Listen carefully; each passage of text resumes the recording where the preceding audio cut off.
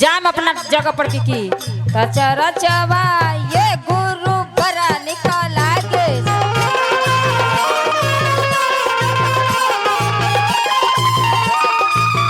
तो शंकर जी के माथा पर बड़ी बड़ी जटवा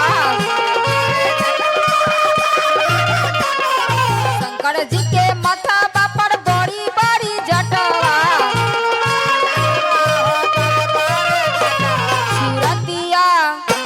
सूरतिया ये गुरु बरा निकाला गे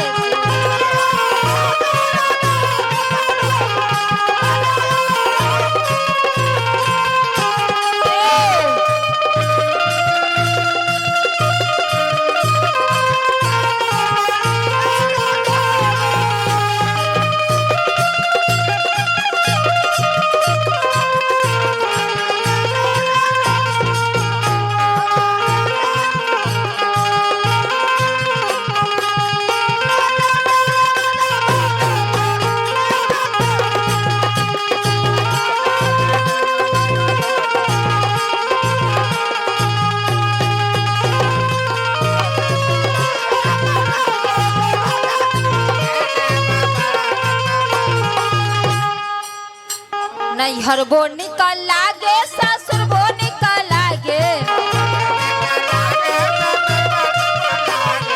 नैहर बो निकल लागे ससुर बो निकल लागे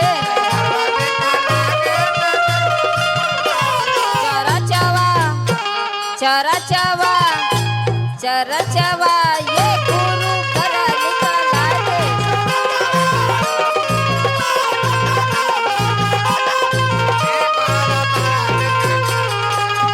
चरचवा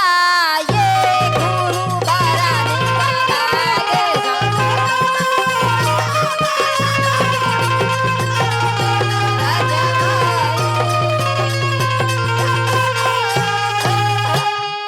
प्रेम से बोला शंकर भगवान की जय। हर हर महादेव, दया कराइए महादेव, कृपया कराइए महादेव।